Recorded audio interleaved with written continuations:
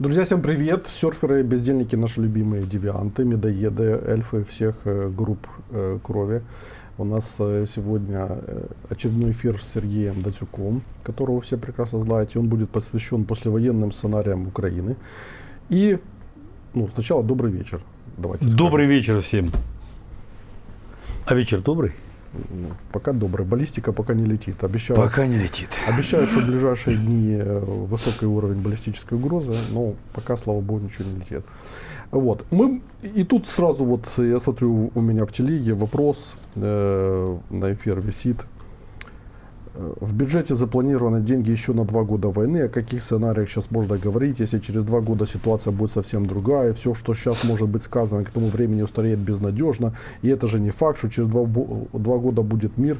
Могут опять 90 миллиардов дать, и все по новой. Лучше бы обсудили, какой Украина будет через 2 года войны. То есть послевоенные сценарии люди не опознают как послевоенные сценарии. Они думают, что мы будем говорить о военных сценариях, да? Да. Вот. То есть не прочитывается название. Ну, я не знаю, Юр, как-то надо было иначе назвать. Я сейчас сделаю, А теперь задумайтесь, почему начинается вся эта катавасия с Федоровым, потому что все стоят на ушах, ага, опять зрада, гальба. Я такой, знаешь, даже думал пойти вчера и взять картонку и тоже покричать и достать фотки 26-летней, 25-летней давности, где я участвовал в Украине без кучмы, тоже ради интереса ходил, было у меня такое хобби. И я думаю, что был бы вполне органичен в этом всем. Так вот, Федоров, вся эта тема с Федоровым, она же имеет глубокий политический контекст, и она имеет глубокий контекст, связанный с послевоенными сценариями Украины. Почему? Да потому что конфликт с Зеленским между Федоровым, он носит и глубокий личностный характер, связанный на предмете политических амбиций. Сегодня об этом Кулеба написал, в том числе бывший министр иностранных дел. Ну и, собственно говоря, ваш покорный слуга на протяжении последней недели об этом говорил неоднократно, что у Зеленского есть подозрение, это подозрение подкреплено определенными фактами, связанными с действиями спецслужб, о том, что Федоров собирается двигаться в президенты. И вокруг него сложилась соответствующая политическая прослойка. И более того, эта политическая прослойка, она в этой всей ситуации вчера и сегодня прекрасно проявляется. И в этом плане это ничто не ново под солнцем, потому что мы с Сергеем Аркадьевичем прекрасно помним 1996 год, когда Кучма Борчуков брал за формирование политического имиджа. Давай сделаем так. Я на Фейсбуке сделал пост с очень таким далеким для большинства людей обобщением про экзистенцию, транзистенцию и что такое все и сверх всего, да. Ну, давай я сделаю более близкое обобщение, потому что это реально затронуло всех, и Леша Арестович допубликует в Телеграме посты, с которыми я не очень согласен. То есть посыл их мне понятен, но я с ним не очень согласен, поскольку правда в том, что да, дело же не в фамилиях. В ситуации какого стратегического выбора мы находимся. Самое главное, когда я сейчас произнесу, все поймут, но найдется масса людей, которые будут протестовать против того, что все понимают. Что все не так все понимают, и надо понимать иначе. Мало того, масса людей, нарративно поддерживающих одну сторону, идеологически ее не поддерживают. Да? То есть они всегда могут сказать, что мы смотрите, мы же за преобразование, мы за Федорова, но их идеология прямо противоположна. Сейчас я буду объяснять. Итак, у нас выбор между двумя стратегиями. Цифра или мясо. Почему, обратите внимание, когда я говорю, все поняли сразу. Мне не надо объяснять, кто цифра, кто мясо. И масса пропагандистов, самых даже известных и номинированных на Шевченковскую премию, мы же всегда за изменения, мы же всегда за цифру. Но это вранье. Потому что когда ты говоришь, что ценность человеческой жизни должна быть уменьшена, то ты за мясо. Когда ты говоришь, что патриотическую коррупцию надо признать, ты за мясо. Когда ты говоришь, что война вечная и непонятно, когда закончится, это значит, что ты будешь зеркалить то, что делает Путин, то есть опять за мясо. И то, что ты при этом поддерживаешь Федорова, никак не меняет твою идеологию. Потому что в текущем нарративе, да, ты можешь высказаться, что там Федоров хороший и все такое, но идеологически ты за мясо. Поэтому вот это выбор между двумя этими стратегиями, ну, как бы мясо, это преимущественно значение человека в его телесности, независимо от того, свободен он или нет, интеллектуален он или нет, и так далее, и так далее. А вот цифра – это когда мышление, стратегия, интеллект, причем на первом месте человеческий, и только потом, собственно, искусственный интеллект и так далее. И вот это есть то, в чем оказался весь мир, не только мы. В чем оказался весь мир. И по большому счету, то, что мы сейчас делаем этот выбор, цифра или мясо, этот выбор делает весь мир. Просто мы его делаем в условиях войны. Угу. И мы вынуждены его делать раньше. Да. Ну, по сути, раньше. По сути, раньше. Ну смотри, но ведь еще есть, как бы, наверное, соотношение, ну, не может же быть чистая цифра без мяса, там, говоря брутальным языком. Это вот просто ты пересказываешь тезисы Арестовича. Угу. Весь вопрос в том и состоит, что, конечно же, мы заняли территорию только когда над ней висят яйца пехотинца. И это все понимают. Но с какими потерями ты занял? Были ли мясные штурмы? Или ты достиг этого, собственно, благодаря цифре? Вот это имеет значение. И сколько тебе людей удалось сохранить? Вот это имеет значение. Потому что, ну, конечно, да. Конечно, Крым будет наш, когда там будут только наши солдаты. Конечно, да. Мы не сможем Крым занять только дронами. Конечно, да. Но вот этот вот момент, он чрезвычайно важен. Потому что он должен быть на уровне стратегии. Какой ты стратегический выбор сделаешь, потом все последствия только от этого будут зависеть. Ну что, пойдем, собственно. Давай. Да. Итак, что произошло в недавнее время и на чем я построил свое исследование, то есть опять исследование, да. Это, конечно, вначале вышло в «Экономисте» интервью с Андреем Мельниченко. Это не Андрей Мельниченко. Это он дал интервью как бы Аркадию Островскому. Это как бы там журналист. И на основании этих интервью огромного, да, он сделал текст. А потом есть текст, который открывается в Украине, несмотря ни на что. Я проверил, я его прочитал. Я тебе обе ссылки дал. И «Экономист» — это обобщение интервью, и, собственно, от первого лица. Да? Я кидаю вот в чат, да, чтобы вы посмотрели. Кидай, да, чтобы люди посмотрели. И в телегу, в описании я тоже все ставлю. Где, что он сделал?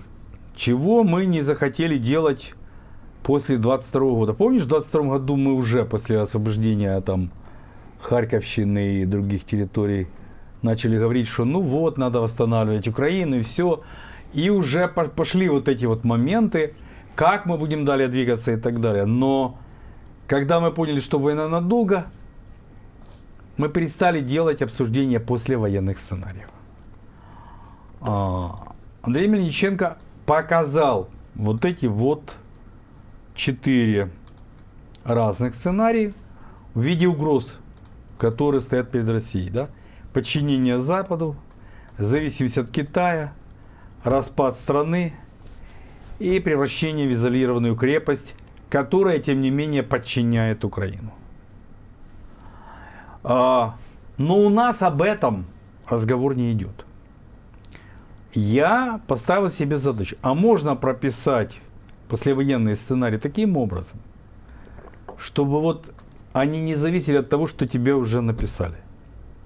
Что война может длиться до 27-го, до 29-го, а Портников заявил, что до 33-го, ну, может быть, да, говорит, 29-й, может, 33-й. Чтобы независимо от этого сценарии были. И как бы, покажите, пожалуйста, слайд 1. Да, вот они, обратите внимание, 4 сценария. Республиканский сценарий, который мы продвигаем, мы в смысле ФФФ и коллеги, которые вместе с нами.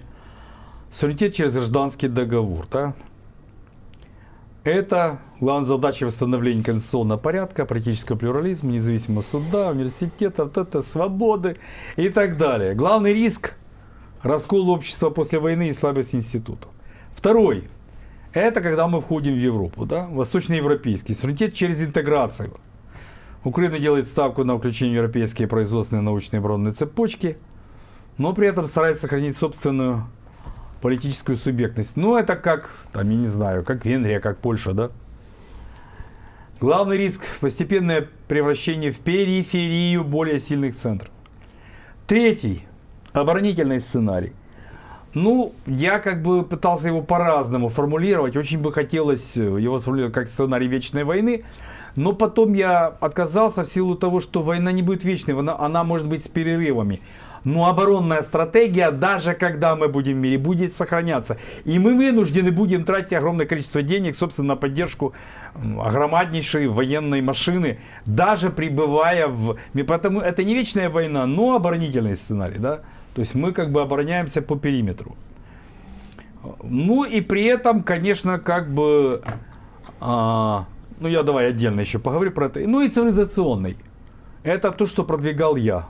То, с чем я выступаю против националистов, то, с чем я как бы заявлял, это как бы вот это вот Украина становится местом производства новых политических, философских и культурных смыслов. Она изобретает новые перспективы, и она вот это двигает. То есть не к Европе, не к России, она сама становится центром цивилизации как таковой. Вот. Ну и в чем тут есть опасения? Опасение в том, что украинская публичная среда сегодня все больше связывает свое будущее с трансформацией или поражением России. Мы не мыслим Украину никак без России вообще. То есть в нашем представлении, если Россия не распадется, это одно будущее Украины, распадется другое будущее. Хочу довести до всех. Никак это не поменяет будущее Украины. Ну никак не поменяет сценарий. Поскольку мы все равно будем первые годы двигаться в реалполитик, и что бы с Россией ни произошло, она все равно будет на нас влиять, и мы все равно вынуждены будем как-то к этому относиться. Другое дело, как мы будем строить собственный сценарий. Зависимо от России или независимо? Вот оборонительный – это полная зависимость от России. Попытка войти в Европу – это полная зависимость от Европы, ну и последствия зависимости от России. И вот никак мы из этого выйти не можем. Кстати, и республиканский тоже. Он частично будет сценарием реалполитик. Только цивилизационный нам позволяет от этого всего оторваться. Но вот и выйти из логики вечной войны можно только в тот момент, когда ответ на вопрос, что будет с Украиной, перестанет зависеть от ответа на вопрос, что будет с Россией. Если смотреть всех наших пропагандистов, они большую часть времени говорят про Россию, не про Украину. Они не говорят, какие реформы нужно делать, какие стратегии нужно строить, что и постоянно говорят про Россию, постоянно. Вот парадоксальная ситуация. Патриот сегодня тот, кто больше времени говорит про Россию, не про Украину. И вот я не хочу такого патриотизма. Я хотел бы говорить именно об Украине. Это не означает отказ от безопасности или забвения войны. Это означает, что центр тяжести суверенитета переносится с судьбы противника на способность общества заново создать пространство смысла, перспективы, права, безопасности, совместной жизни и так далее, и так далее. Вот это для меня самое важное. Причем давай вот оборонительный сценарий, который больше всего вероятен, дальше мы об этом поговорим. Я уже сказал, что это скорее всего реалполитик, да? Сильная армия, развитая оборонная промышленность, приоритет безопасности над идеологическими предпочтениями, прагматические отношения с соседями, включая противников, актуальных или вчерашних, отказ от ожидания окончательного решения исторического вопроса, принятие длительного периода напряженного сосуществования. Ну, то есть фактически СССР 2.0. Мы никуда от этого не идем. СССР Запад и мы, Россия, войдем в Европу, не войдем, мы все равно вынуждены будем иметь. Поэтому реалполитик, кажется, вот как бы в оборонительном сценарии, это как бы наиболее вероятная политика. Но появляется тот вопрос, который я уже ставил не раз у тебя в эфире. Вопрос развлечения суверенитета и интегритета. Фактически в мировой теории этого нет. Или суверенитет не связывается с интегритетом. То есть суверенитет, отдельно надо обсуждать вопрос внутренней связности, внутренней целостности. Поэтому страна вроде как может быть суверенной, но внутренне расколотой по разным направлениям. И поэтому я, предпочел различить суверенитет и интегритет. Причем, обращаю твое внимание, что у Мельниченко в этой статье по России вопрос интегритета затронут, но не выведен как отдельное направление анализа. И поэтому он не понял, как будет зависеть судьба России от ее интегритета как совершенно отдельного процесса. Покажите слайд 2. Да, вот перед вами вы видите типы интегритета, которые есть. Государственный, гражданский, элитно-народный, идеологический, территориальный, смысловой, интегритет перспективы и отдельный, который я ввожу с работами последних, условно говоря, 6-7 лет. Это транзитный интегритет. Способность общества проходить через радикальные исторические изменения, не разрушая полностью связь между прошлым, настоящим и будущим. Но и государства теряли территории и даже суверенитет, но сохраняли такую связность. Германия, евреи древние, Великобритания. Вот, да, Великобритания. Великобритания это классический пример транзитного интегритета. Да, мы сейчас, перед нами базовая проблема – это удержание транзитного интегритета. Да? Напомню тебе, у Шекспира, я в 2 переводах знаю эту фразу, прервалась дней связующая нить, неужто я рожден, чтобы их соединить. Прервалась связь времен, неужто я связать ее рожден. Вот в 2 переводах знаю, но это чрезвычайно важная фраза, потому что мы переживаем то, что прервалась связь времен. Как и что именно мы будем соединять, вот если посмотреть по интегритету, то государственный интегритет сохраняется только благодаря войне. Все остальные потеряны. Например, конституционный интегритет потерян, правовой и так далее. Гражданское общество разрушено.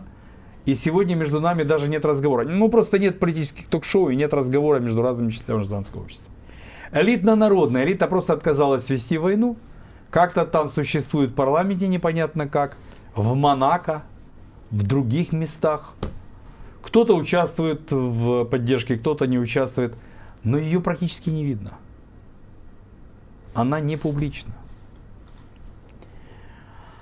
Да и на фронте ее представителей мало. Тех старых.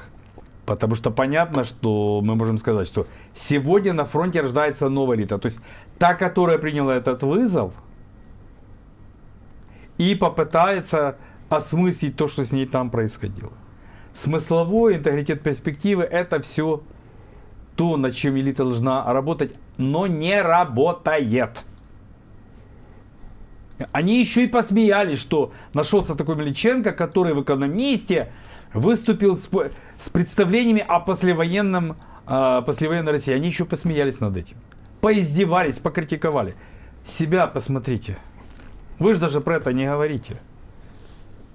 Они хотя бы задумываются, да, так как нам с вами не нравится. Но вы-то вообще не задумаетесь об этом. Что с Украиной-то будет? Покажите слайд 3. А вот теперь давайте пройдемся по этим предложенным сценариям с точки зрения интегритета. Да? Республиканский сценарий лучше всего восстанавливает гражданский, смысловой и перспективный интегритет. Но именно он наиболее уязвим перед угрозами территориальному и государственному интегритету, потому что требует высокой степени внутреннего доверия. Восточноевропейский сценарий укрепляет государственный и территориальный за счет внешних союзов, но рискует ослабить интегритет перспективы. Общество может начать жить чужими проектами и ожиданиями. Тут про перспективу то же самое со смыслами, да? Оборонительный сценарий усиливает территориальный и государственный, но может разрушить гражданский, идеологический, если чрезвычайное положение станет постоянным. цивилизационный сценарий прямо ориентирован на восстановление смыслового интегритета, интегритета перспектива, но и слабость в том, что он требует интеллектуальных и культурных ресурсов, которые в условиях войны и деморализации окажутся наиболее дефицитными. То есть все остальные интегритеты окажутся под вопросом. И в этом смысле современная Украина, и, возможно, не только Украина, оказалась в ситуации, когда политическая повестка почти полностью сосредоточена на суверенитете и территориальном интегритете, когда остальные формы интегритета воспринимаются как второстепенные и опасные. То есть работы элиты в этом направлении нету вообще. Я тут говорил недавно с одним правоведом, мрак. Полный мрак. Я профессионал в области, кто вы такой, мол, типа вы философ, а я правовед, конституционалист. 3 вопроса принципиальных я ей задал, ни на один она не то что не ответила, не захотела. Это ты с Мариной был? Да. Мне просто вчера, я не видел, мне вчера писали. Она у меня была в эфире. Да я в курсе, да. Ну это и есть импотенция элиты. Я профессионал, но ни на один сложный вопрос я отвечать не буду. Что ж ты да, за профессионал? Да есть, лежит мое видео с ней у Литвиненко записано. Угу. Я посмотрю.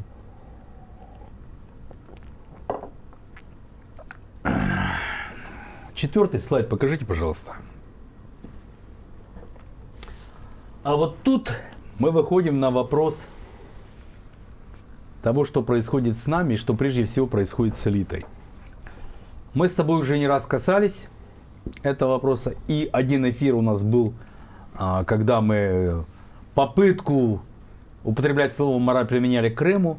Но эфир, обсуждение в Фейсбуке привело меня к выводу, что мы находимся в состоянии деморализации.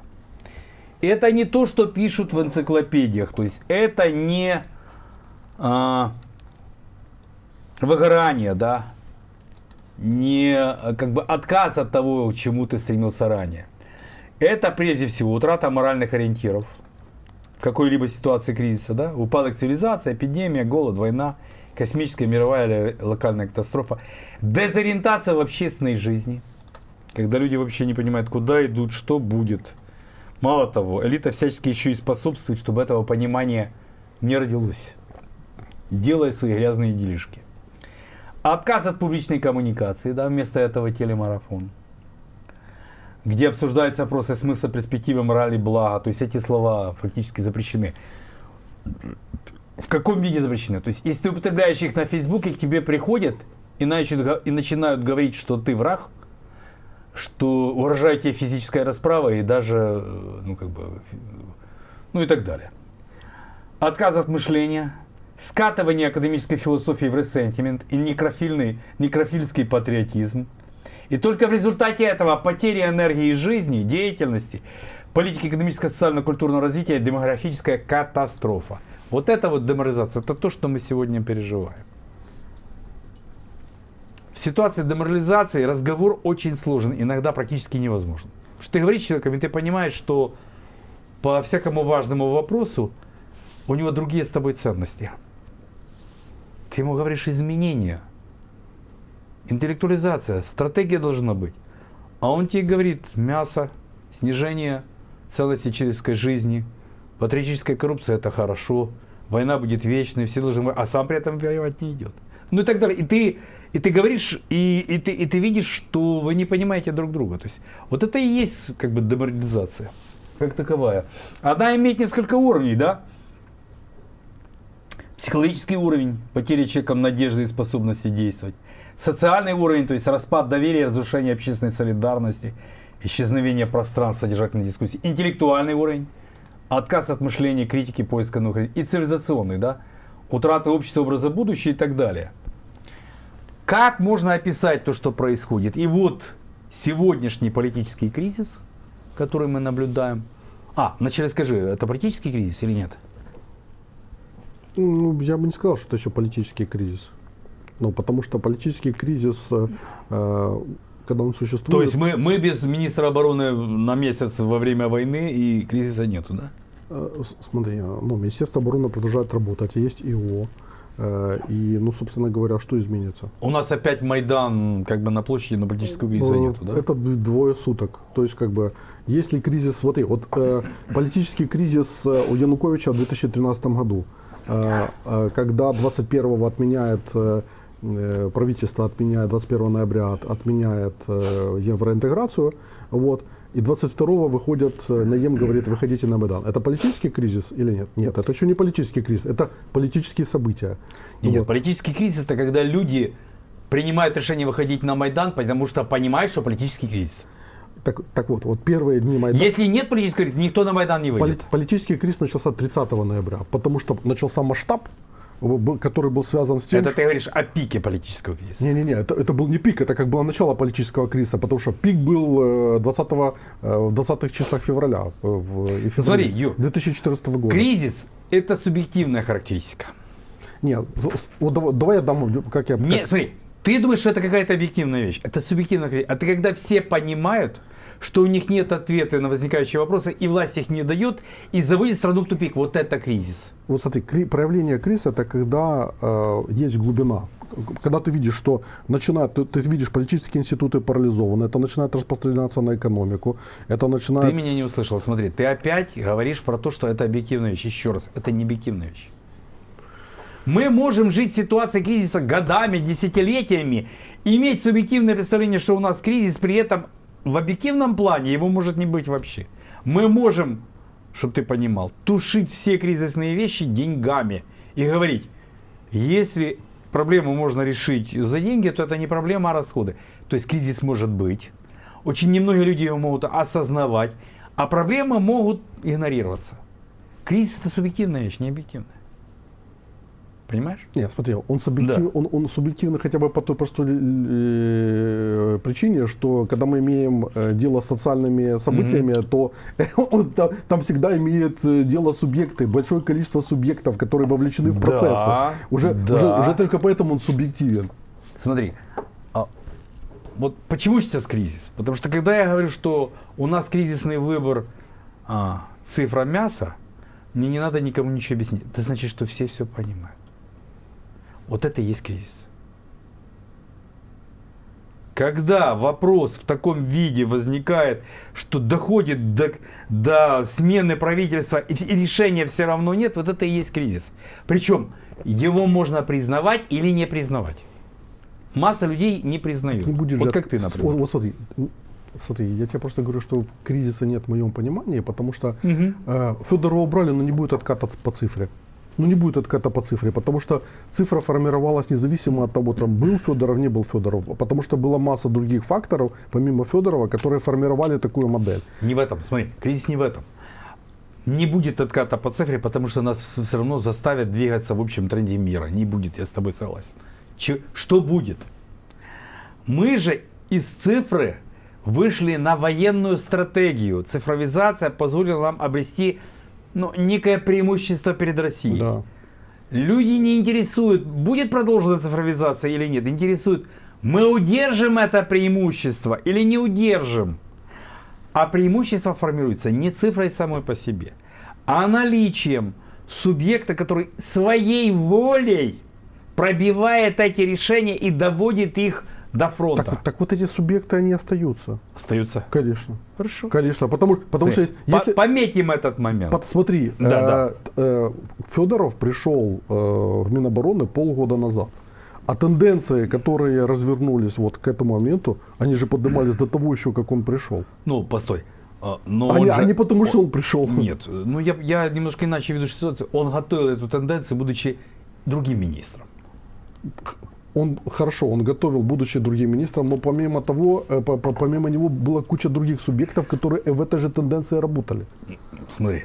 Вот и все. Не мы ли с тобой в первые месяцы и даже первые 2 года войны вот в этой студии говорили, что дроны, потому что это преимущество. Не давали же ни комплектующие ввозить, ни как бы все это создавать. Везде были запреты. Чтобы расчистить дорогу, нужны были люди, цифровики, которые волей это сделали. Своей волей, не чужой, своей. Так они остаются, они никуда не деваются. Хорошо. в том-то дело, что субъекты этих процессов, они остались. Да, сейчас будет какое-то переформатирование и так далее.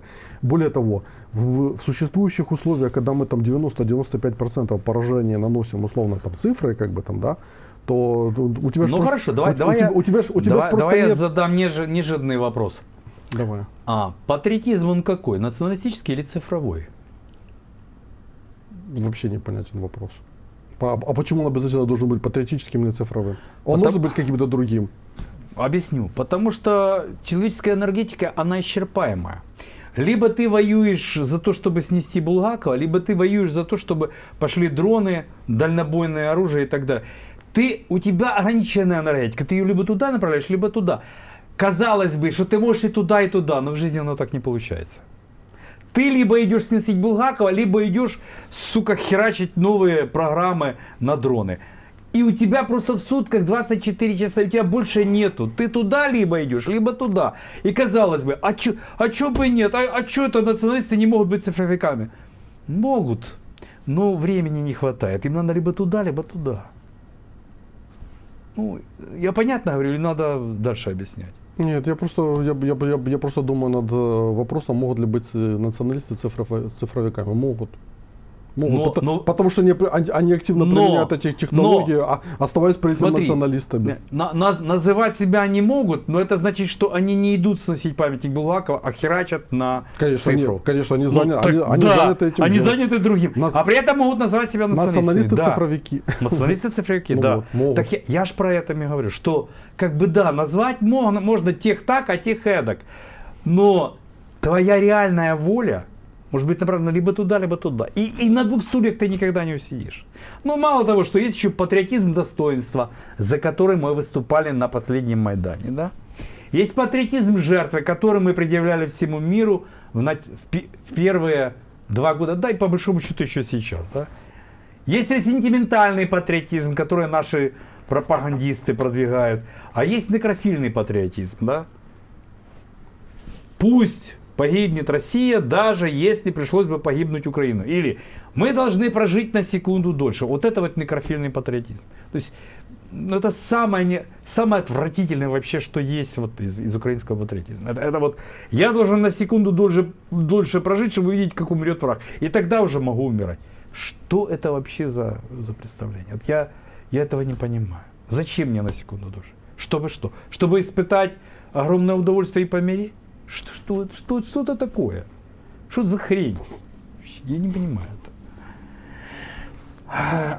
Я попросил искусственный интеллект вначале рассказать мне, какая криминализация была после Второй мировой войны, там в Германии, в Европе, в Советском Союзе, а потом рассказать, что нас ожидает. Вот он мне как бы набросал. Наиболее вероятное следующее явление криминализации в Украине. Рост незаконного оборота оружия и взрывчатки. После длительного вооруженного конфликта часть оружия почти неизбежно оказывается вне контроля государства. Было? Было. Ну, в смысле, после Второй мировой. Формирование групп, для которых война стала образом жизни, источником дохода или основанием политического влияния. Будет. История показывает, что далеко не все вооруженные структуры легко интегрируются в мирную жизнь. Обязательно будет. Усиление теневой экономики, контрабанды, коррупционных сетей, нелегальной торговли, серых финансовых схем, которые сразу не обрубить.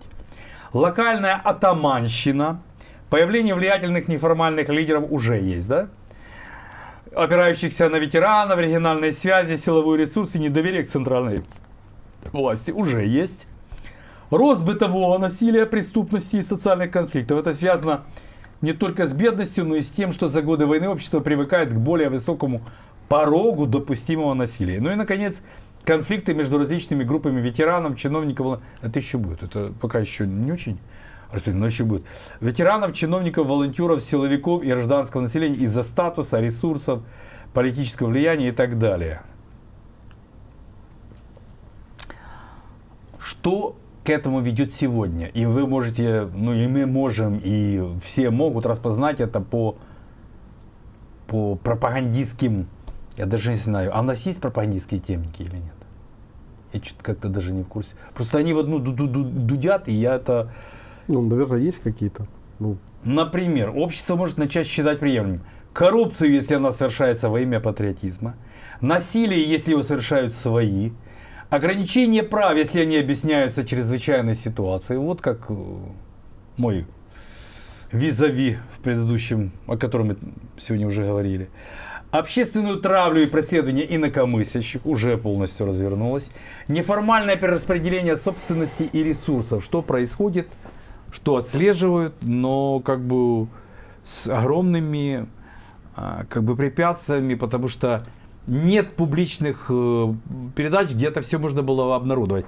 Сегодня тебе запрещают, не говорят, не трогай того, не трогай этого, а ты даже никуда сообщить не можешь, потому что кроме телемарафона ничего нет. Я, кстати, поинтересовался по телемарафону.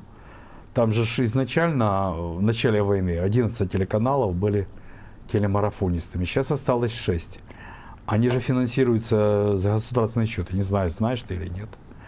Но мало того, когда их критикуют, то те, кто остались, они говорят, что они все правильно делают. То есть они не уверены, что делают правильно. Слушайте, а это же определяется доступом к государственному бюджету, потому что если они остаются вне государственного бюджета, они сразу исчезают, потому что олигархи просто их больше не могут финансировать. Они не тянут эту машину медийную, и она им просто не нужна. Ахметов же сократил все свои медийные проекты, по сути. Почему? Потому что в этом нет потребности и нет возможности, самое главное. Но ключевое, я думаю, возможность есть, ключевое, что нет потребности, потому что ты не можешь маневрировать так этим инструментом, как это было раньше. И политических сил, и политических сил, под которые бы такая медийка работала, тоже нет у него. Но как только война заканчивается, либо ослабляется, сразу будет все развернуто, я думаю. Поэтому они очень четко знают, почему они не хотят спрыгивать с этого всего. Для них это единственная возможность остаться при каком-то бабле. Так, покажите, пожалуйста, слайд 6. Слайд 6. Да. Вот давай обсудим радикальный сценарий, который мы не раз с тобой обсуждали. Сценарий гражданской войны. Или, скажем так, в каком сценарии возникает или может возникнуть гражданская война. Смотри, вот берем оборонительный сценарий. Именно здесь наиболее вероятна деморализация и криминализация без гражданской войны. Без гражданской войны. То есть со всех сил раскалывая общество, накатывая ресентимент, вот это снижая ценность человеческой жизни, все равно, как ты очень часто говоришь, а я тебе говорил, что даже в этом случае возможна гражданская война, но искусственный интеллект так не считает. Он говорит, что нет, вот здесь, в этом сценарии гражданская война наименее вероятна. Ну вот, для меня это наверняка самый трудный сценарий, да, оборонительный, то есть сценарий вечной войны. Потому что я могу быть востребован только как автор закрытых стратегических или философских разработок. Вряд ли ко мне обратятся, я уже на пенсии. Ну, значит, тогда буду разрабатывать для узких групп. Возможно, бизнесмены обратятся. Да? Публичного пространства для идей моих и моих коллег о транзите, человечности, преодолении философии практически не остается. Республиканский сценарий. Здесь гражданская война наименее вероятна, потому что все идет, мы договариваемся, мы создаем конституцию, и институция востребована или в какой-то редакции нас приглашают, мы двигаемся, да, то есть как в республиканский сценарий. Это единственный сценарий, в котором я могу отказаться, нужен как публичный мыслитель, как публичный мыслитель. Не как пропагандист, не как эксперт по безопасности, а как человек, способный создавать новые языки описания общества будущей человечности. Восточноевропейский сценарий интеграции. Да, здесь вероятность гражданской войны невелика, но высок риск иной формы распада, тихой деморализации. Нам кажется, если мы войдем в Европу, то мы выйдем из состояния депрессии, деморализации и криминализация будет. Нет, ничего подобного. Мы можем хлебнуть это полной ложкой, даже войдя в Европу. Но мы постепенно будем утрачивать интеллектуальную субъектность. Молодежь будет уезжать. А что? Открыты границы. Гуманитарная среда жить переводами и грантами, а элита воспроизводить внешние образцы. В таком мире я останусь фигурой скорее маргинальной. Только войдем в Европу, все, я маргинализирован. Меня будут читать отдельные люди, но не возникнет среды, способной продолжать нашу мысль. И только в цивилизационном сценарии, именно в том, в котором гражданская война наиболее вероятна, я окажусь наиболее востребован. Настоящий цивилизационный поворот требует пересмотра слишком многих вещей. Отношение к войне, устройство государства, статусу языка, место Украины и так далее. То есть обрати внимание, что мой атеизм, решение моем атеизме, связано не с угрозой жизни, а именно с нужностью меня. Как куда ты собрался отъезжать? Нет, если я приму решение, А, то не потому, что угроза, а потому что именно когда Украине больше всего будет угрожать гражданская война, пойдет цивилизационное преобразование, я нужнее всего. То есть я нужнее всего тогда, когда самая большая опасность для меня.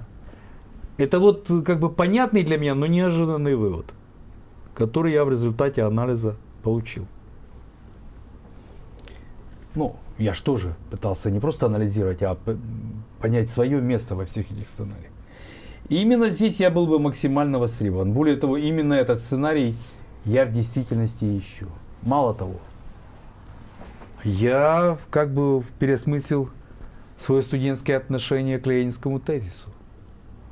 У меня к Ленину было, вначале я его изучал и как бы уважал за глубину идей. Потом где-то к третьему курсу я очень критически к нему начал относиться, поскольку начал переосмыслять то, что он писал. А сейчас я совершенно иначе гляжу на то, что он писал. Потому что что проявилось? Когда он говорит превращение войны империалистической в войну гражданскую, он говорит об изменениях цивилизационного уровня. И когда мы с тобой обсуждаем возможность гражданской войны, для меня это означает, уже не как для Ленина, но в чем-то очень похоже, превращение националистической империалистической войны в войну гражданскую, причем для обеих стран. Вот в этом смысле я буду наиболее всего востребован. Парадоксально, да? покажи, пожалуйста, вот эти сценарии, вот последний этап. Вот смотри, вот я смотрю, допустим, сценарий восточноевропейский сценарий интеграция. Да. Вот. А почему тихая деморализация? Почему ты здесь не видишь огромные экономические там возможности и вообще вопрос? Не-не-не. Огромные экономические возможности. Причем, подожди, вопрос именно как раз здесь есть огромная возможность для роста и перестройки, потому что... Да. Юр, давай я тебе объясню более подробно. Если бы до этого у нас этого не было, но не происходило, то мы бы даже с собой не договаривались как. Но я же буквально до конца войны предпочитал уже не высказываться по поводу всяческих грантоедов и всех вот этих организаций. Это не про грантоедов. Это именно про грантоедов. Нет. Смотри, я тебе объясню. Вот Фрея, то, что в Париже Штиллерман там с Зеленскими с этим показали и так далее. Это же как раз вплетание наше в общий европейский проект, даже не в статусе европейской страны, но не в статусе члена Европейского Союза, либо члена НАТО, как бы там, да, но в качестве важного компонента европейской обороны с доступом к огромным ресурсам. Не в качестве донора, который получает как... Хорошо, давай я тебе объясню, почему ты все правильно говоришь. Дают деньги, корпорации делают, те, кто дал деньги, могут использовать продукцию корпораций, технологии корпораций. А куда они денутся? Все равно вынуждены будут поехать и какие-то технологии отдать. Или привлекают зарубежные корпорации, которые входят в союз, в соприкосновение и осваивают эти технологии. То есть на Западе все уже отработано. Почему то же самое не происходит, когда нам дают гранты? Потому что нам дают гранты для того, чтобы мы здесь щебетали, чирикали западные теории, но ни в коем случае не разрабатывали свои. Ни разу не дали грант на разработку никакой гуманитарной теории, которая бы вышла на мировой уровень, и Запад ее использовал бы, чтобы этот человек оставался здесь. Вытянуть его туда, там ему дать уже работу, и чтобы он начал представлять те страны, куда его вытянули, такое бывает. Но чтобы он остался здесь, предъявил теорию мирового уровня и оставался в стране пребывания, такого не было практически никогда. Смотри, я не вижу вот... В гуманитаристике это не работает. То, что с Фрей в гуманитаристике не работает. Почему не работает? Почему не работает? Смотри, Украина выступает в качестве ключевого элемента в это все. Почему? Потому что Украина выступает в качестве того, что она научилась делать очень хорошо. Интегратора уже существующих вещей в более дешевые, более эффективные инструменты, которые позволяют решать масштабные задачи. Потому что что такое Фрей? Давайте объясню. Во Фрей же будет не только украинский компонент, а будет европейский компонент. Китай не один десяток лет ведет войну на уровне чипов, да, на уровне микросхем. И притом он не вышел на тот уровень, где, собственно, разрабатываются станки, которые могут делать эти микросхемы. Потому что они вообще не в Америке и не где-то там, они там... Они в Нидерландах. Да, вот остаются там. И он так и не достиг. Пока это там, Запад может, ну, собственно, не расстраиваться. И точно так же и здесь. Запад хочет сохранять интеллектуальное преимущество, даже если он отдает на аутсорс какие-то разработки. Ну, то есть, вы хотите взять эту темку, берите. Просто у нас так это мы часть Запада. В том-то дело, что мы, являясь частью Запада, мы начинаем подниматься в своем статусе и в своих возможностях, потому что внутри самого Запада идет постоянная конкуренция. Объясню. Как только я поставил, ну, я же все это прошел на себе.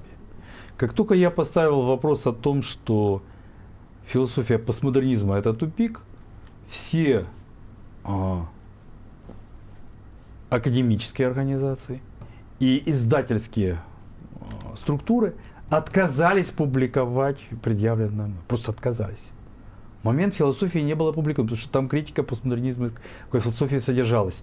Вот казалось бы, ничего такого, я же даже еще не дошел там до преодоления философии, не дошел до теории мышления там. Нет, я всего лишь делал критику. Отказали все. Ничего такого. Тебе просто не дадут. Так тебе в Украине отказали. Так я же тебе говорю, это ты даже не выходил на западный рынок. Во-первых, не раз выходил, все то же самое происходит. Это академическая философия, нет, до свидания. Вот смотри, у меня сейчас предложение, кстати, со стороны западных коллег из Франции, предложение по кооперации, по интеграции в их сообщество академическое и так далее. Я сказал, вы мне дайте конкретно, что... Ты не слышишь, что я говорю. Так ты не слышишь то, что я тебе говорю. Я слышу. Если бы я хотел интегрироваться в академическое сообщество, проблемы со мной не было. Проблема в том, что я вышел из пределов академической философии. Именно это Запад пережить не может. Да Запад не знает вообще, и Запад не замечает это. Я же тебе про это и говорю. Ну, так ты же меня не слышишь. А он не замечает и не слышит этого, потому что еще не проделана огромная организационная работа, потому что... И на какие шиши я ее проделаю? Как на какие шиши? В смысле, Запад мне даст денег? Нет, зачем? А кто? Здесь наш бизнес? Да. Он даже не понимает, что это. Смотри, он может то не понимать, но он может давать, да, так же, как наша... Ну, в общем, Юр, смотри, смотри, как наш... Может быть, да. Может быть, когда мне будет лет уже 70 или 80, это и произойдет. А может, после моей смерти, но пока не работают. Нет, я тебе просто говорю о чем, что это большая системная работа, подразумевающая действительно вливание ресурсов, вливание соответствующей организационной структуры, медийной структуры. В общем, смотри, тебя как проект... Смотри, пометил, что мы с тобой по-разному восточноевропейский сценарий понимаем. Для тебя он позитивный, для меня нет. Для меня он позитивный, потому что я вижу, я вижу огромные возможности, которые уже существуют. Я же многие аналитики по этому поводу написал. Да, в Европу, да, могу написать такую аналитику, но для себя я понимаю, это не суверенистский путь. И именно во время войны я для себя выработал радикальное отношение к этому. Я против вступления в Европу и против вступления... Хотя я всегда был против, но теперь я очень радикально против этого настроен. Я просто не понимаю, как на сегодняшнем этапе без ресурсов Европы мы можем окрепнуть и стать... Это другое. Как другое? Смотри, потому что ресурсы Европы это не обязательно восточноевропейский проект. Подожди, нет. У тебя больше нет никаких других больших ресурсов, опираясь на которых ты сейчас можешь победить или закончить войну. Я даже не Почему? говорю победить. А какие? Китайский, индийский. А китайский, какой китайский ресурс? Ты что? Вот смотри, это же хороший вопрос. Да, это ключевой вопрос. Да. Он не даст, Украина какую функцию будет выполнять, которую сегодня выполняет Россия в противостоянии с США? Не знаю, я тут подумаю. Так что тут думать? Тут очевидно, что это невозможно на сегодняшнем ну смотри, этапе. у меня же нет ответа на этот вопрос, который я задаюсь. Я говорю, тут проблема. У меня нет ответа на этот вопрос. Так это невозможно на Но текущем я этапе. точно знаю, что вот путь в Европу для меня тупиковый. Так он для тебя не... Я тоже не понимаю, почему ты считаешь, что он тупиковый. Для тебя это как раз огромная возможность в условиях... Поверь смотри, Европа находится... Когда я ехал в Крыницу первый раз, я так и думал. Да, И второй раз думал. прошло И 20 третий. лет. А вот когда я уже 5-6 раз туда ехал, я уже так не думал. Сереж, прошло И 20 лет. это все же было у тебя на Да, глазах. да. Так я тебе просто говорю, что прошло 20 лет. И что? Европа, кризис в Европе углубился. Ну. И в Европе формируется запрос на разные прорывные вещи. Почему Украина сегодня востребована оказалась, а 20 лет не была востребована? Да потому что если бы кто-то сказал, что Украина может для Европы предлагать интеграционные идеи, интеграционные на уровне вот того, что я говорил по безопасности, то тебе бы В засмеяли. смысле, они мою книжку «Преодоление философии» Да публикуют? дело не в твоей дело не в твоей книжке, опять-таки, потому что ж помимо твоей книжки... Юра, для меня это и есть момент идентификации. Так ты просто не работал системно на том направлении. Я не работал. На это уйдут еще годы. Ну, конечно. В том числе благодаря мне и благодаря нашему Смотри. сообществу и так далее. Итак, И поэтому я думаю, что мы тебя приведем в оптимистичное состояние. Ты будешь, Ну, ты как будешь бы улыбаться, хорошо. и ты будешь счастливым интеллектуальным европейцем. смотри, вот тут вот момент, который возникает для понимания оборонительного сценария в контексте его возможного перехода к цивилизационному, да? Я же очень часто очень плохо отзывался о ресентименте и о сентиментальном некрофильстве, но когда я вот предложил вот этот концепт интегритета, то оказалось, что опасность гражданской войны возникает не из самого ресентимента, а из раскола между несколькими типов интегритета. Территориальный интегритет против гражданского, то есть люди или территории. И вот тут в обществе возникает раскол. Национально-патриотическое единство против республиканской совместности. Да-да, мы тільки за нацию, а все, кто за республику, мы с ними не говорим, не ведем, они неправильные украинцы. Разговор не ведем, дискуссию не поддерживаем, все, до свидос. Военная легитимность против конституционной. Конституционалисты на полном серьезе, любой вопрос им задаешь, они отмахиваются. То есть нет. Память о жертве против перспективы будущего. Ну, это прошлого против будущего в контексте, обрати внимание, не истории, а именно коллективной памяти. Люди очень часто эти вещи путают.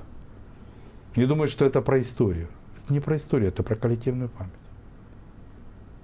Булгаков – это не про историю, это про коллективную память. Коллективная память управляется в любое время активистами. Не историками научными и не политиками, а активистами. Это какой уровень рефлексии политической должен быть, чтобы было заявлено, что мы в коллективной памяти ставим цель коммеморации, да? То есть согласие по поводу коллективной памяти. У нас так вопрос даже не поставлен. Никакой представитель Института коллективной памяти он физически не может так поставить вопрос, потому что... Он слова этого не знает. Нет, это сразу закрытие его института.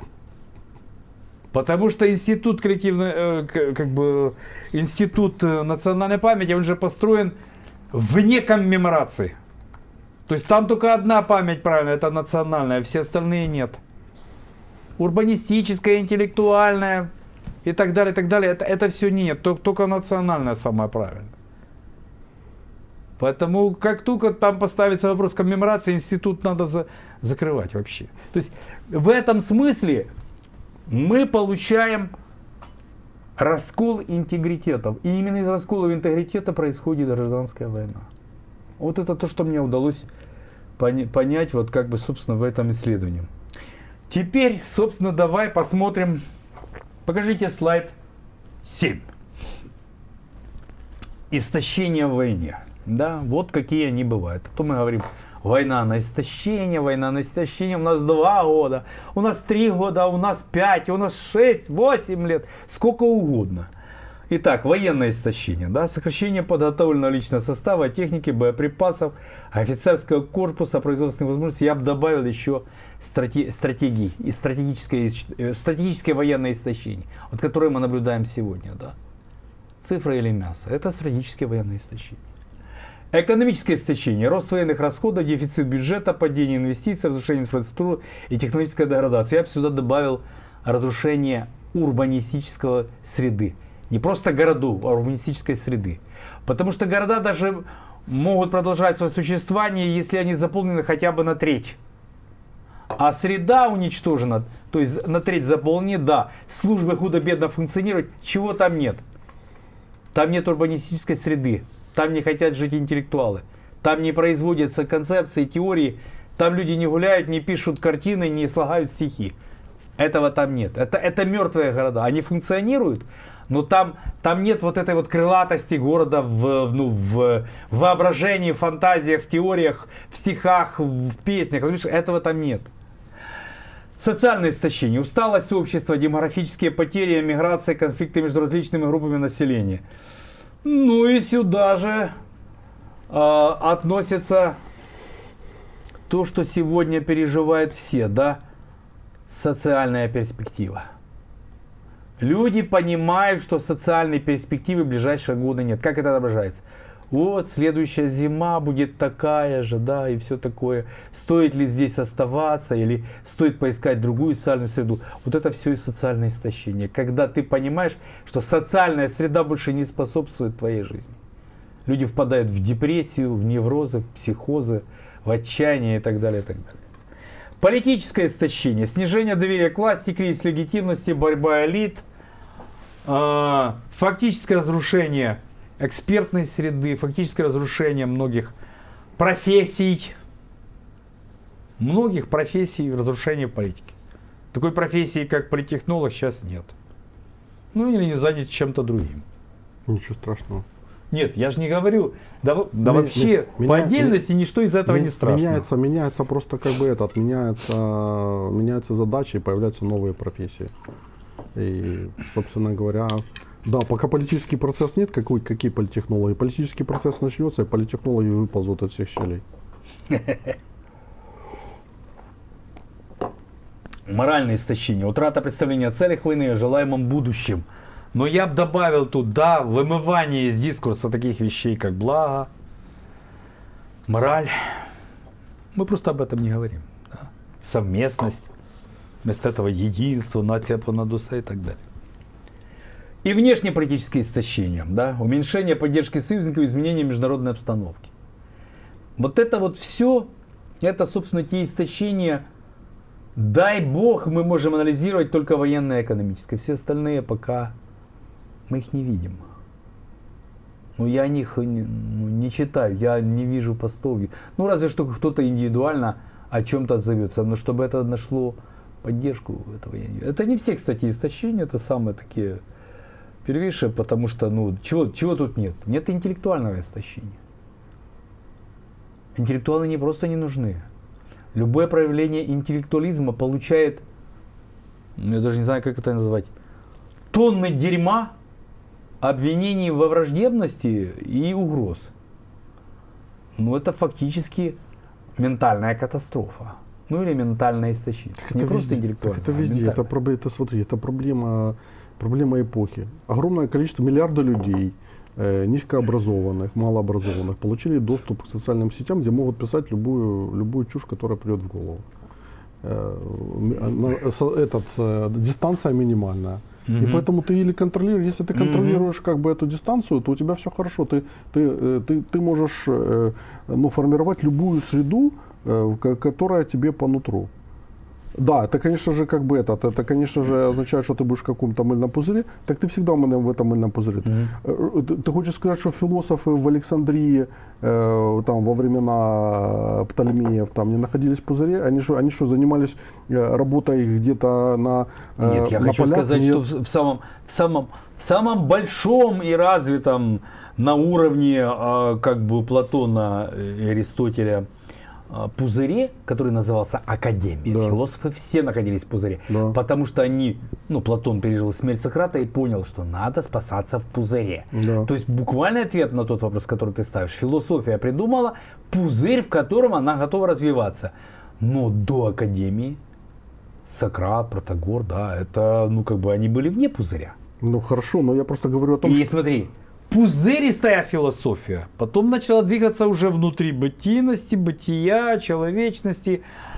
А внепузырная философия, там Перрон какой-нибудь, да, и так далее, она оказалась не столь завидно наследуемой в своих идеях. Так очевидно ж почему. Потому что когда она защищена, она может лучше развиваться, она может давать более сильные идеи, и она может сильнее их продвигать. А когда ты находишься в социальной среде, в которой ты тратишь время не на мысль, не на мышление, а на борьбу со всякими агрессивными людьми. Всяких маргиналов типа Перрона потом Декарт переврал, он талантливо переврал, и многие мысли новые сгенерировал. Но его называть скептиком, да, там, когда уже достаешь кого-нибудь, или даже искусственному интеллекту говоришь, что Декарт не скептик, концептуальный скептицизм, хоть так, хоть тушкой, хоть чучелом, да не скептик он никак. Так не, я ж тебя к чему подвожу? Я тебя подвожу к тому, что вот это давление, которое ты на себе физически ощущаешь, как бы там, да, и со стороны там вот этих, ты можешь его регулировать. И правильно отрегулировав, ты будешь в более комфортной среде и возможно, сможешь более успешно творить в том числе. Потому что ты ж для нас ценен тем, что ты Я творческий. это все лично прошел и отказался от этого. Не хочу быть в пузыре. В пузыре ты получаешь звания, должности Но когда я посмотрел, как один мой однокурсник выступил и сказал, что он 31 раз прочел свой курс, мне стало страшно. И я подумал, а ведь я тоже мог 31 раз читать один и тот же курс. И мне стало страшно. Так не дай бог. Тебя же никто не загоняет в этот пузырь. Как это не загонять? Если бы ты в пузыре, ты должен 31 раз прочесть курс. Нет, ты должен создавать пузырь, который позволяет тебе развиваться, который оптимизирует расход твоих ресурсов. Да. Вот ты просто словами Платона говоришь. Да, оно позволит развиваться, но в очень узкой колее. Бытие, человек, язык, истина, мудрость. Вот тебе колея, и ты внутри нее фигачишь, и очень много идей создаешь.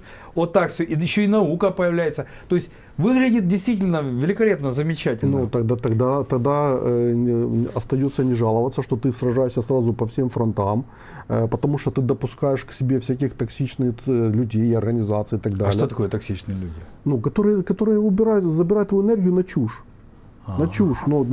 Ты же сам только что говорил, что тебя атакуют куча людей каких-то агрессивных. Не. Атакуют если ты приходишь туда, в их пространство. Уже давно такого нет. Я к ним не иду, мне не интересно. Так все-таки пузырь свой существует какой-то. Вопрос не в пузыре, вопрос в том, что остановились цивилизации. Если бы с Европой было бы хорошо, я бы радовался. Я бы делал что-то свое, они делают что-то свое. С ней проблема.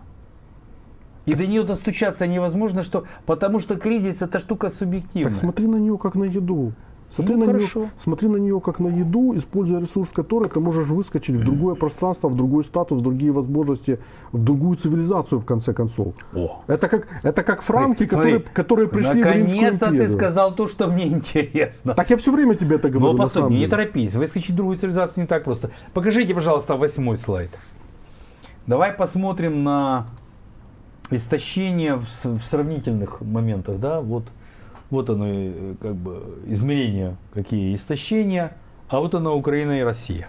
Это, конечно, приблизительные оценки, но вот они так выглядят. Россия обладает рядом преимуществ в войне на истощение, более многочисленным населением, более крупная промышленная база, значительными энергетическими ресурсами, меньшей зависимости от внешней помощи. Украина, напротив, зависит от иностранных поставок вооружений, финансовой поддержки, а ее демографическая и экономическая база существенно меньше. Однако, у России есть и свои ограничения. Санкции, техническая зависимость, растущие бюджетные расходы, структурный дефицит рабочей силы, последствия длительной мобилизации экономики. Ответ на вопрос, кто истощится первым сегодня, не очевиден. Потому что истощение наступает в разных сферах в разное время. В краткосрочной перспективе Украина будет более уязвимой именно в демографическом и экономическом отношении. Потери населения, миграция, разрушение инфраструктуры. Но если смотреть на горизонт многих лет, дожить только надо до этого, забываем сказать, да? То Россия также сталкивается с тяжелыми проблемами. То есть в 1933 году, да, Украина окажется в гораздо лучшем положении, чем Россия, но дожить же до этого 1933 года как непросто.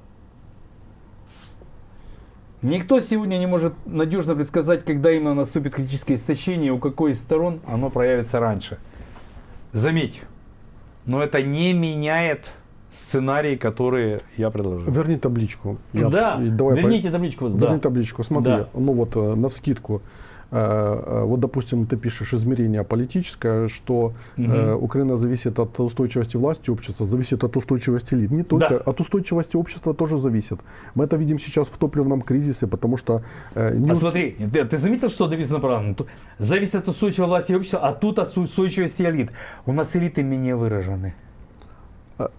Безусловно, Да. безусловно. Но дело в том, что там элита тоже зависит от устойчивости общества. Потому что Не, я это понимаю, да. Поэтому там не хватает этого тезиса. Потом дальше, военно-мобилизационная.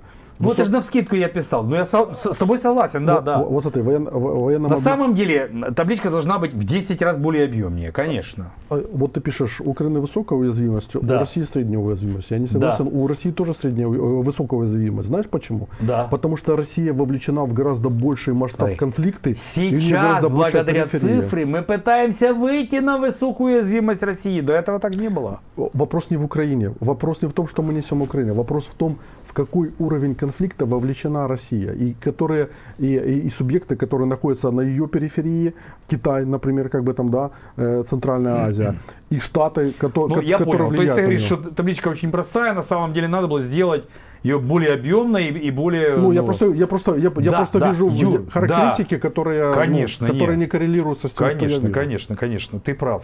Да, даже возражать не буду. Ну, хоть, ну, смотри, структура такая есть, и с ней можно работать. Да, структура дает понимание, Да. и с ней можно работать, согласен.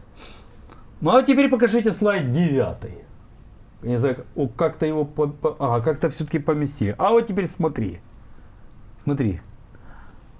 Характер истощения, что истощается и порог кризиса, да? Вот в оборонительном, реалполитик.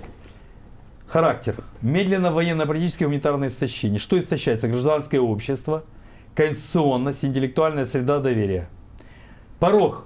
Общество привыкает к чрезвычайности как к норме. Вот это то, что мы уже сделали. Восточноевропейский. Медленно демографическое смысловое истощение. Что истощается? Население, элита. А зачем нам элита, если Европа скажет, то мы будем делать?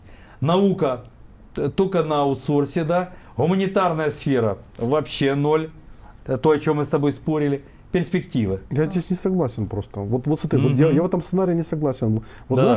знаешь ли ты, что вчера значит, приехали делегации украинских математиков, школьников 10-11 класс, вот, которые выиграли на нескольких олимпиадах, последняя была в Колумбии, выиграли первые места, очень напряженно как бы было все. Так вот, они это выиграли при поддержке украинского бизнеса. И им дали большие призы в денежном эквиваленте, чего никогда не давали. Более того, я знаю, там даже были как бы споры, как можно школьникам давать там условно призы там, в $1000, а там в десятки, там, сотни тысяч долларов потрачены на то, что... Ну да.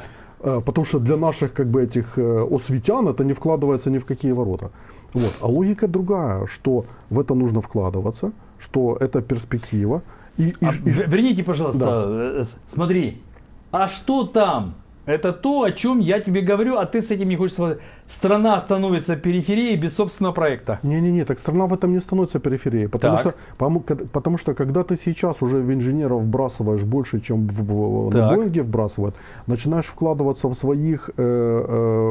свою науку, потому что она тебе нужна для обеспечения тех задач, с которыми мы сейчас столкнулись, то у тебя появляется другое качество и образования, и управления. Ну я потом, в понял, конце ты концов. европоцентрист, мне с тобой трудно, да. Не-не-не, я не европоцентрист. Смотри, вот тут кто-то написал: Юра, почему вы скатываетесь с песочком, пасочком песочницы, не стоите с дацюком на метауровне?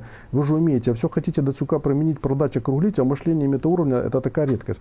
Смотрите, друзья, я смотрю на все в логике как бы длинной. То есть я понимаю, что для того, чтобы удержать большую цивилизационную рамку, Да. нам необходим ресурс, который позволяет обеспечить периферию безопасности, позволяет как бы экономический Так, ресурс постой, направлять я на понял, исследование. Так ты ж так и говори, войдем в Европу, используем ее ресурсы и создадим свою цивилизацию. Так я тебе об этом говорю. Так, Я 15 минут об этом Так, тебе говорил. Тогда назад. надо иначе называть сценарий. Конечно, конечно. Но что ты делаешь? Ты же поменяешь. Я его рассматриваю как именно движение инерционное, а ты берешь туда, кладешь цивилизационный и говоришь, на самом деле это не восточноевропейский, а цивилизационный. Да. Ну так различи же их. Я к этому подвожу все Да, время там, да. То есть да. я ж поэтому вот смотри, мой тезис, который Я звучит: понял, ты под Смотри- европейский видишь цивилизационный. смотри на Да. них как на еду, смотри на Да. них как викинги Да, смотрели на Юр, Европу. я понял, Да. но ты же должен, чисто аналитически различать, что одно дело восточноевропейский, где мы утрачиваем субъектность, и совсем другое дело цивилизационный, где мы ее обретаем за счет европейских ресурсов. Но это же разные сценарии.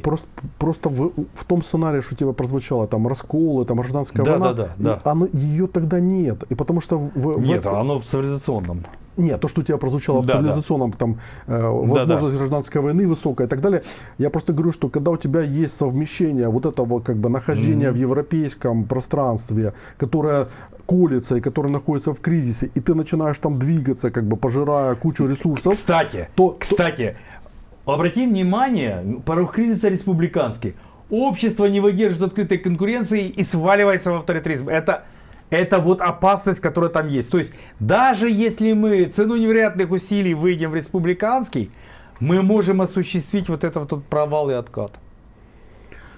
Я поэтому и говорю, что для того, чтобы выскочить в большую как бы цивилизационную рамку, мы должны использовать вот европейский ресурс. Мы его и так используем. Просто мы его сейчас используем по наитию и исходя как бы, из вот этого хватательного рефлекса, дайте нам, чтобы закрыть как бы потребности войны.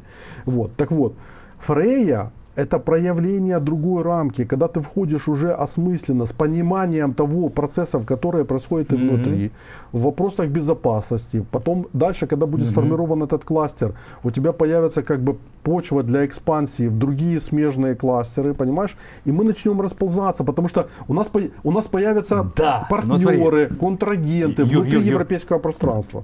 Но ты же, когда говоришь, ты должен рефлексировать мотивация и смысл. Посмотри, если ты берешь оборонительный сценарий, истощение ради безопасности, тут все понятно, тут пропагандисты работают, я с ними согласен.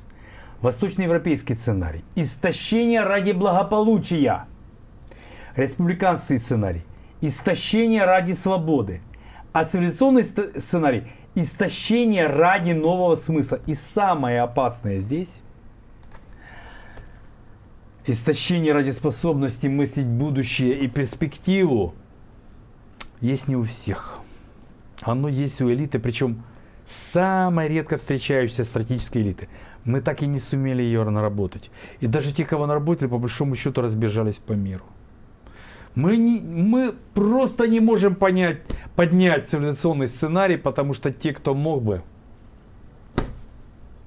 Сереж, мы можем поднять. Мы уже поднимаем. То, что пытаемся, вот смотри, то, что происходило в Париже, это проявление этого уже, то есть как бы с тобой разговаривать европейская мировая элита разговаривает, потому что ты оказался нужен по необходимости, потому что они это не смогли сделать. И вот эти интеграционные решения — это суть как бы нашей суперпозиции.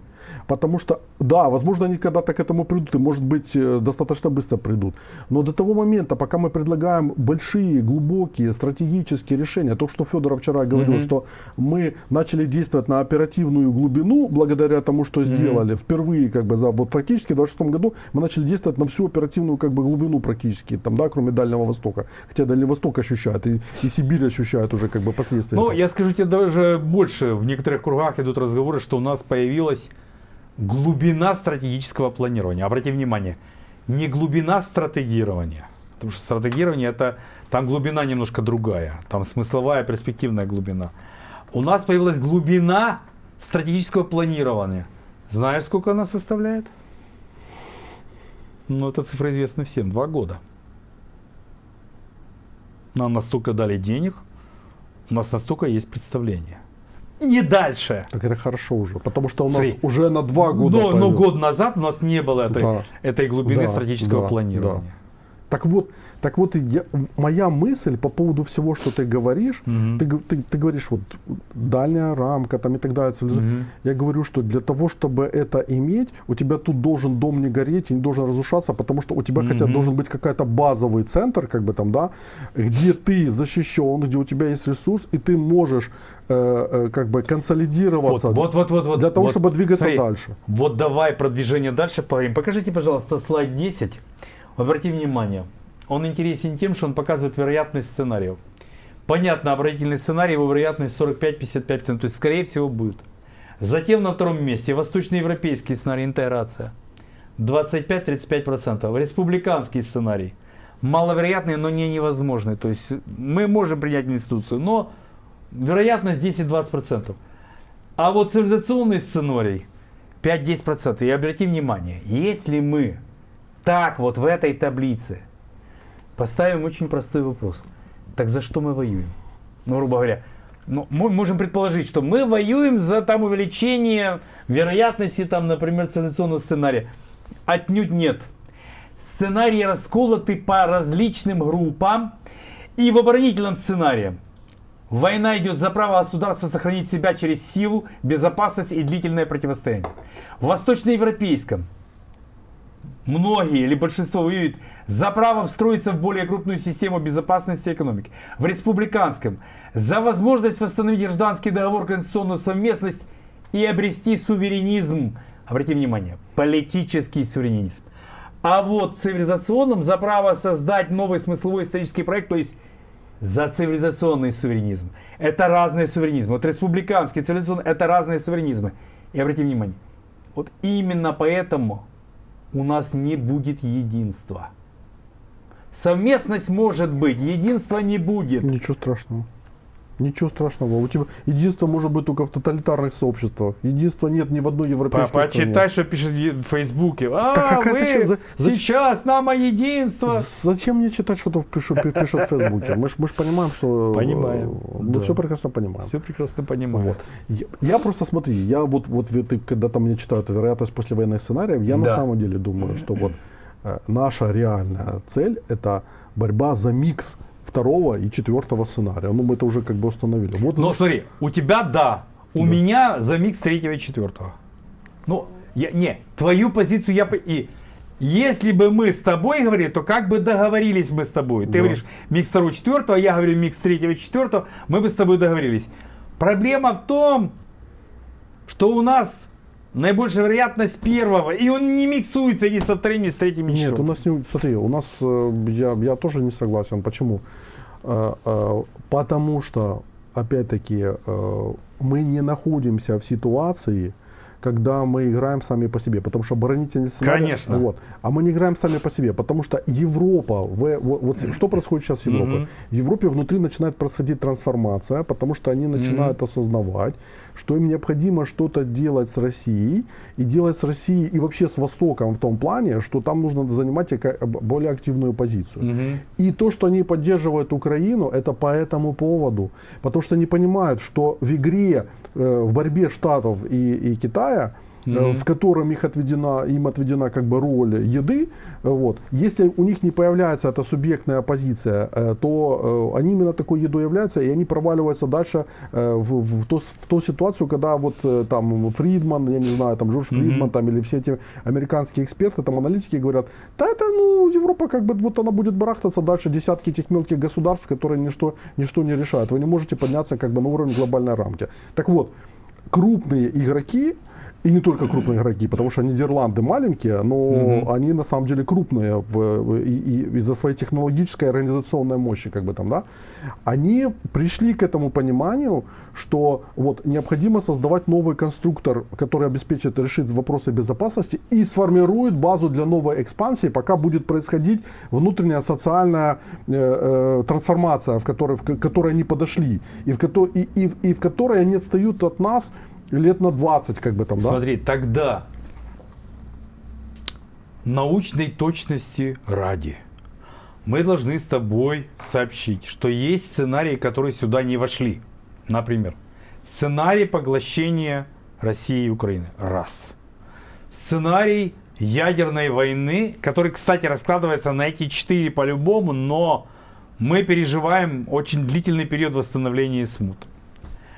Сценарий прекращения существования целостной Украины, но все равно это не меняет эти 4 сценария, просто какие-то части будут все равно внутри одного из этих 4. То есть я как бы говорю, что за исключением сценария поглощения России, все остальные, и ядерная война, и прекращение существования целостности, все равно эти 4 сценария. То есть то, что тебе писали в начале, я дисквалифицирую в том смысле, что сколько бы ни шла война, что бы мы в результате этого не получили, сценарии плюс-минус будут именно такие после войны.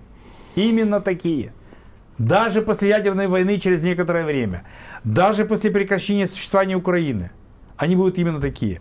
Да, если как бы полностью Россия учиняет 500 тысяч мобилизаций, мы ничего не можем сделать, она завоюет Киев, да, тогда сценарий будет меняться. Они завоюют Киев, если сделать 500 тысяч мобилизаций.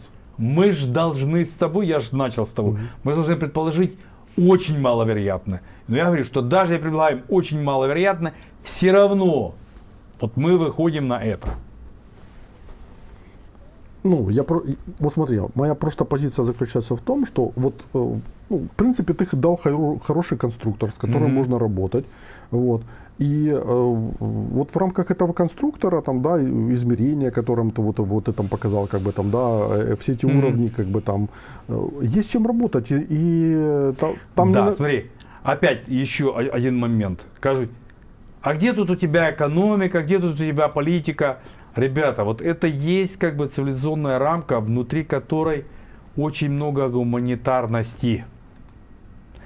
И там, где действует цивилизация, поглощаются экономика, политика, социальность, культура. Они просто поглощаются этими величинами. Да, так мыслить могут не все. Да, туда сбираться могут немногие. Но это именно та цивилизационная работа, которая, ну, элита сейчас должна проделать, иначе...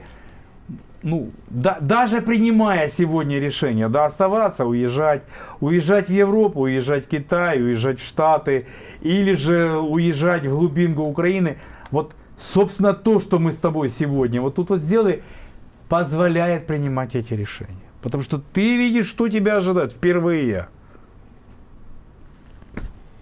Вот как-то так. Ну давай, что там? Уже накорябали, и как-то меня критиковали, и какие вопросы стали? Накорябали очень много. Накорябали много. Накорябали много. А что ж так? Так, ну давай пойдем. Давай пойдем. Давай пойдем сверху вниз. Так, секунду. Сейчас чайку себе налью. Налей. У тебя, кстати, налит. У меня налит? Так я, боржомку выкушал, да.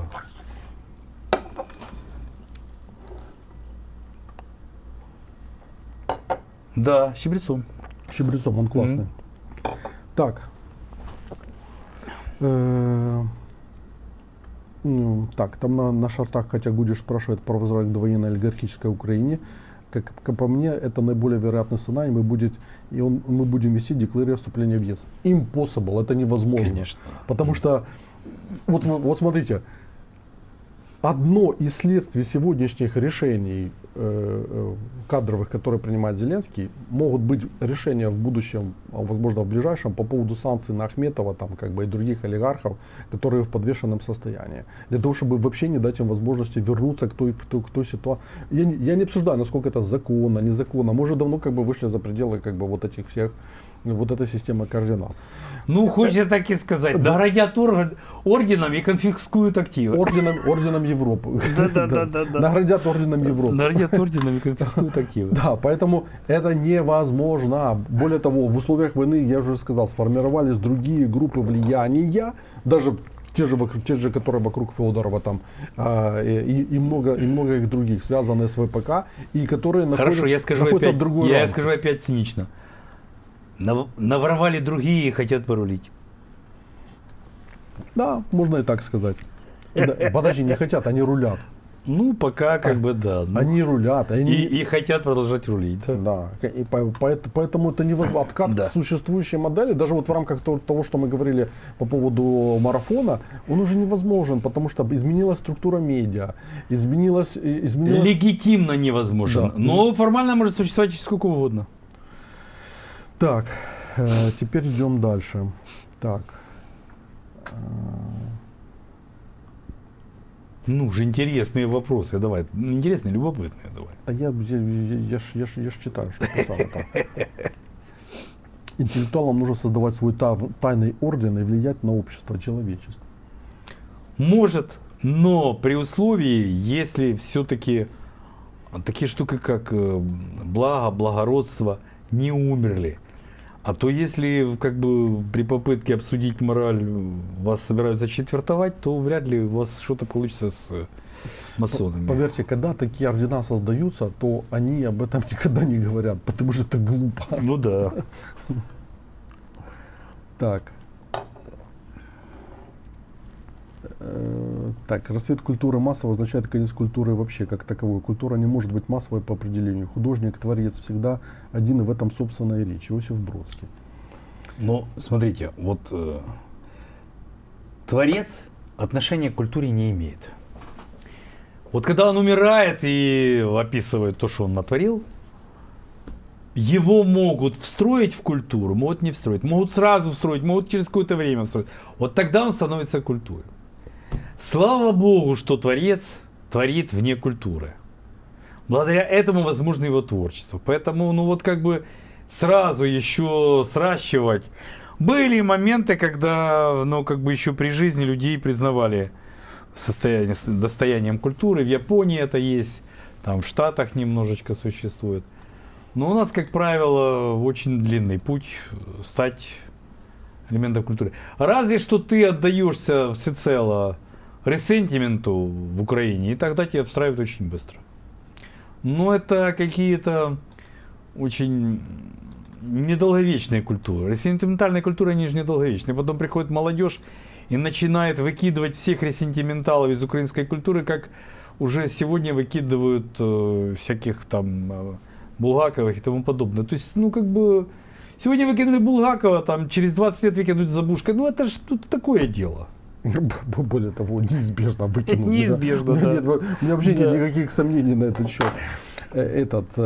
Так, Артем пишет. Мне кажется, Юрий, Сергей говорят о крайностях. Пузырь и пространство, о котором говорит Дацюк, нужно использовать вместе. Имея оба, можно будет построить общую систему развития и иметь сразу фидбэк. Но по большому счету, ну как бы, я же об этом как бы в этом направлении говорю все время. Просто действительно Сергей натягивает крайность. Я стараюсь как бы привести к, скажем так, к форму, в которой крайность можно использовать для того, чтобы она обществу приносила благо в какой-то перспективе и не потеряла те свои качества ценные, которые Дацюк нам генерирует как мыслитель высочайшего уровня, который и мы должны радоваться, что мы как бы имеем счастье вот общаться с ним и коммуницировать вот так вот свободно, как бы там и рядом. Вот. Но как каждый мыслитель, он видит, он далеко заходит. Как Ницше говорил, что если меня не понимают, то если вас не понимают, то вы либо слишком опередили свое время, либо слишком уже отстали от него.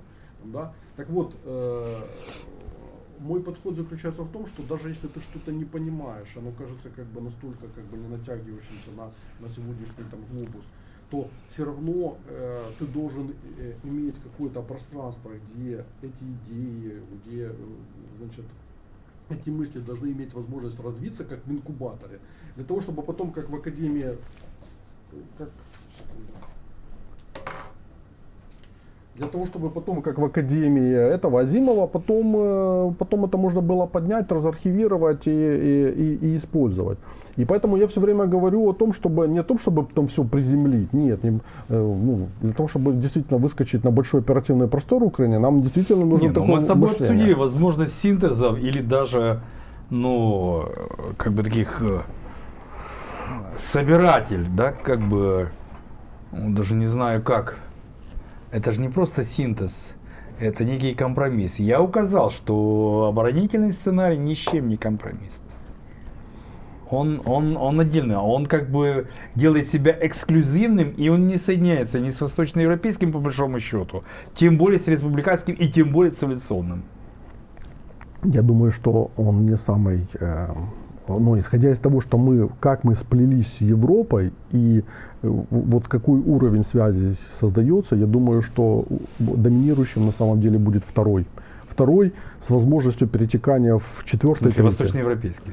То, что ты назвал восточноевропейский, да. как бы я бы его назвал просто европейский, потому что это как бы Восточная Европа мелкая, как бы там для нас, там мелкий, там просто нет масштаба понимания. В Западной Европе больше. Вот. Но это не означает, что мы там с Восточной и Центральной Европой не должны работать. Вот польский кризис, как раз кризис в отношениях с Польшей, это для нас прекрасный полигон для того, чтобы вырваться на оперативные просторы, переиграть поляков на их же поле, как бы там. Да. Нам бы тут самим договориться по поводу той же волынской трагедии. А уже с нам не нужно поляками. договариваться, потому что у нас внутри нет этой проблемы. У нас нет этой проблемы. Эта проблема актуализируется исключительно в отношениях с Польшей. Я сегодня специально полякам записал на 11 минут ролик, обратился, как бы объяснил вообще, что внутри. Увидите, я выложу это все на обоих каналах, и на польском, и на украинском, и на русском.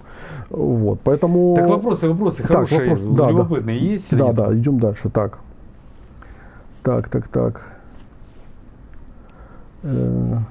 Секундочку.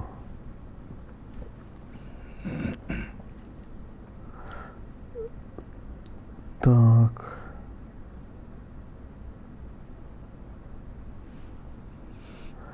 Здесь пишут, здесь теперь главное использовать Европу раньше, чем Европа использует нас. Скажем так, Европа увядает в возможности нас использовать. Пока еще деньги у него есть, но со стратегиями у него полный швах. Так, Одесса пишет. Я думаю о том, что мы сейчас ближе гражданского войны как никогда. Нам бы не свалиться в него прямо после окончания боевых действий или прямо во время войны. Наш постоянный зритель пишет. Мордобой с ТЦК это еще не гражданская война. Как остановить, он пишет, моральную делегитимизацию государства и фрагментацию общества на параллельные арбитры влияния на процессы в стране, если основной арбитр в виде Конституции не соблюдается? Выйти на уровень выше. Так, как мы сегодня пытались смотреть. Да. Уважаемые гости, Юрий, как Украина будет чинить демографический кризис? Украина не будет чинить демографический кризис. Его невозможно починить на том уровне, на котором мы сейчас находимся. Нам необходимо будет просто привлечь большое количество людей со всего мира. Смотри, интуиция женщины является определяющей для любой цивилизации. Женщина рожает, когда она видит перспективу не просто с этим мужчиной, а вообще перспективу жизни в семье с любым мужчиной. Тогда она рожает и не одного ребенка, а нескольких. Если женщина интуитивно не чувствует перспективу, она не рожает. И ничего с этим не поделаешь. Женщина – это цивилизационная интуиция. Причем, данная нам Богом. И без этого ничего не состоится. Так.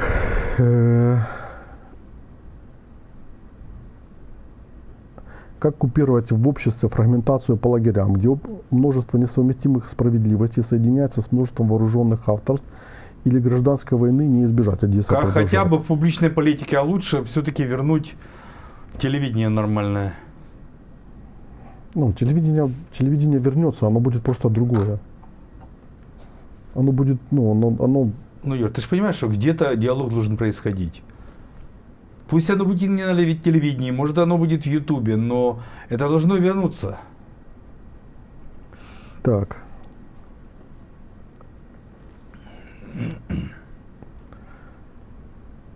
Одесса. Если вышеперечисленную проблематику не остановить, как вы видите возможность сохранить потенциал к изменениям и не допустить тотального раскола страны, где сами граждане откажут государству в нем же?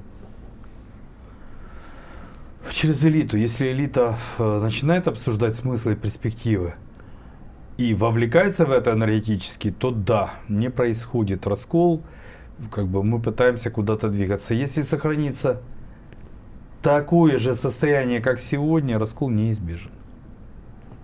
Угу.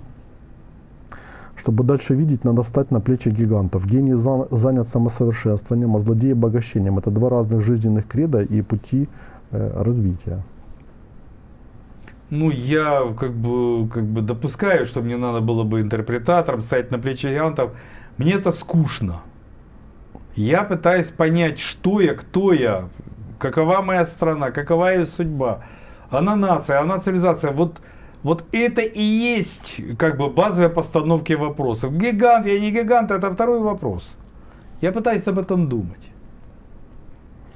Как возможно соединить политику и философию, чтобы эти темы обсуждаемые как-то отражались в политических направлениях?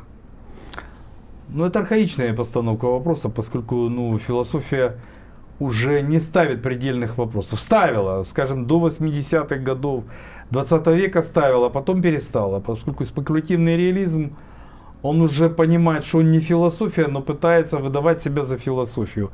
А уж то, что я предпринял, да, как бы выход за пределы философии, в мыслительство, в постановке нечеловеческих вопросов, это уже совсем про другое.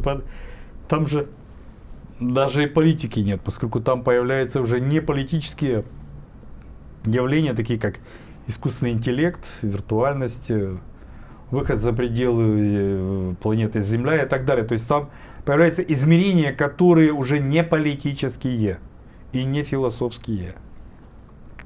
Катя Гудиш на Романенко Шоу пишет. Юра прав, просто происходит эволюция передачи, это к середине нашей беседы, я так понимаю.